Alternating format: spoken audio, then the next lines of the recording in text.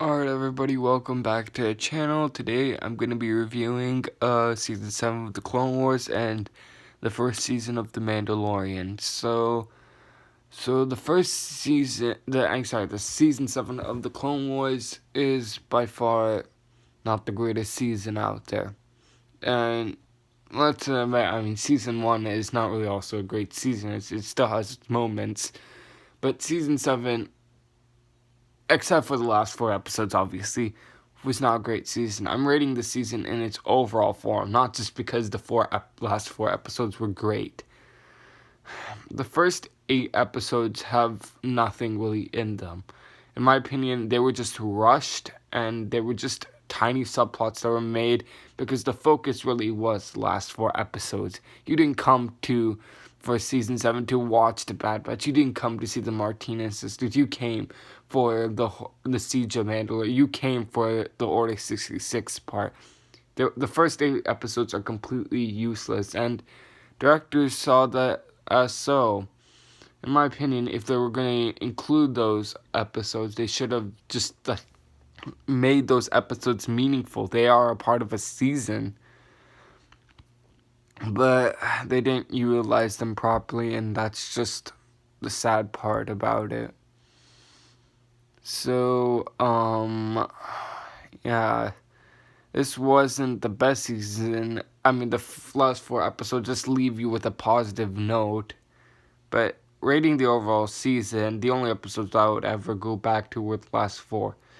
I rate the season out of 4.5 out of 10 because there's nothing really else to say about it. Last day episodes were filler. There was nothing in them that made them worth any time. If you want me to delve in them, I'll do that right now. So the first 4 episode subplot about the Bad Batch was literally there for comedic relief. It was an original story, but there was numerous plot holes. There wasn't really a focus around it. It was just hey, Echo's alive. We need to rescue him, and then we're gonna take out this separatist fleet. It's just crazy at the point. But yeah, I watched it once and never will I watch it again. Its plot is sort of dumb. Like, they have a focus on mutated clones, like clones that were like experimented on, sort of, that have like, or that were like born irregular. They have that focus, how they're regular clones, and then there's these different type of clones that are like more independent. However, the Bad Batch end up being so overpowered, you don't even get a sense of suspense at this point, because you're given the idea that they have 100% completion rate. They never will lose a battle, and at that point, that just kills any sort of like, attachment to the character, because then now it's like it's like Ray Palpatine. It's just like Ray from the sequel trilogy. Like, she's so overpowered, and the Bad Batch at the same time, they're so overpowered. They're able to infiltrate a separatist ship, kill the admiral on it. Like, it's just that mind-numbing. But continuing on, then we get to the second 4 episode subplot with the Martinez sisters. I really wish they had an opportunity. I really wish they put a focus on level 1313. If y'all remember, back in, I think it was like 2012, 2013, whatever the years was back there when like Lucasfilm was given over to Disney, was signed over to Disney. The sub-company called LucasArts, which made the Star Wars video games, they were in production for Star Wars 1313, which would be allowing you to play as Boba Fett and explore the underworlds of Coruscant. And I really wish they spent a lot more time with life in Coruscant. It was just literally 1 episode about life in Coruscant where you weren't given much. And that's a sad part, because they were really introducing the whole how life is in the underlevels, how they feel about the war, but they weren't doing it on level 1313. I would very much like to see that stuff on level 1313. Instead, we're giving like the same old thing of like this of the Pike Syndicate. It just wasn't really set up in a way I would like it to be. Not just my personal opinion. You could see probably that those episodes in a positive light, but in my opinion, they should have changed it to make it focus on level 1313. And then the last 4 episodes were just amazing episodes. They're just what made the season good. As in, they're just what made you like the season in the end. But now that I reflect on it, I give it a 4.5 out of 10. It doesn't really deserve any more than that because of the first 8 episodes. The first 8 episodes could have been well drawn up, but it was clearly obvious that what they did was they were just only going to focus on the last 4 episodes, so they just grabbed a sub-team to just make up a storyline. And yeah, that's what happened. Anyways, time to move on to The Mandalorian. The Mandalorian is an interesting one, and I feel like a lot of people just overlook and just give it a positive review.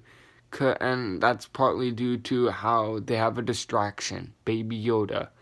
Baby Yoda is like one of the biggest distractions that they came up with, and it was a clever distraction.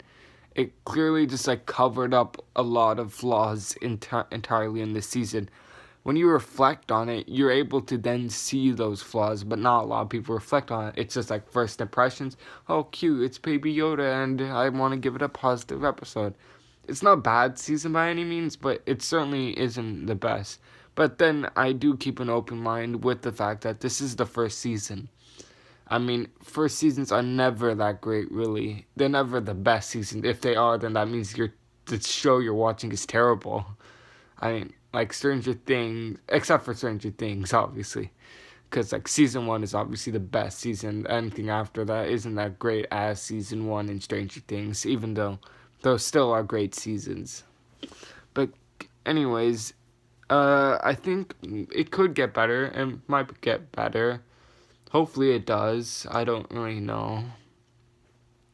My hope is that it does get better and that they learn like how to make the episodes better. So continuing on with The Mandalorian, let's just delve into it. So the first 3 episodes were really nice episodes. Like the 4th episode is a pretty great episode as well. 5th and 6th are unwatchable. Like you watch it once, you're never gonna watch it again. And especially with episode 5, it's just dumbed down and boring. Like there's no life or character inside it. Like it's on Tatooine out of all places, and it just feels void, which is not how Tatooine should be. I mean, Tatooine is a place for gangsters and stuff like that, and this is at a time where the whole crime community is like thriving.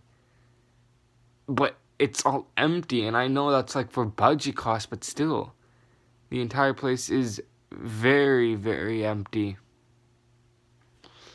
And continuing on, so episode 6 was just not that interesting. None of the characters really stuck out. It was just like not really that great of an episode. It just tried to basically add character to Mandalorian when we got already the character from episode 1. It just introduced it. This guy doesn't really like to talk to a lot of people. He likes to be alone. He likes to be busy. Simple as that. He likes to make his own money. And the whole Baby Yoda is just there to basically add some character into him, add some human into him, which is great. It's just that the whole season execution isn't really that amazing. Like, The Sin is one of the great episodes. It's almost...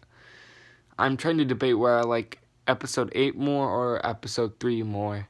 I think I'll go with episode 3 for now as my favorite episode in the entire series. It's just a great episode. Episode 2 just helps with the character building of the Mandalorian, which is also great. Episode 1, also a pretty great episode. I mean, it's the pilot episode. It's not supposed to be that amazing, but It's a pretty nice episode, I would say. Episode 4 adds a nice amount of character into the Mandalorian, though not a lot. It adds a new character, and I've forgotten her name.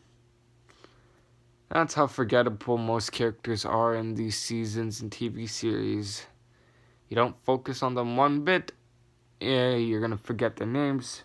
I'll remember. Let's just label her. She's Shock Trooper, the Rebel Shock Trooper. Um, so that character basically is introduced and is like a friend of the Mandalorian, just helps out for one episode, and then is gone and only returns by episode 7 and 8. Episode 7 and 8 was a nice little plot line. It's a pretty great episode, really. With the whole that there is an Imperial remnant, and that they're and how they are trapped inside a cantina when they're trying to protect Baby Yoda, and then the whole the droids, the IG-88 sacrificing, that was amazing. Like, that was literal character building. Not a lot of character building was done in 5 and 6, which was the annoying parts.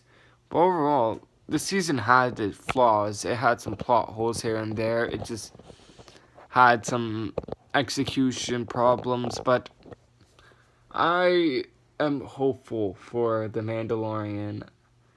So, in my opinion, I give it a 6 out of 10. It's not the best thing out there, but hopefully it gets better. In any case, thank you for watching. Have a nice day.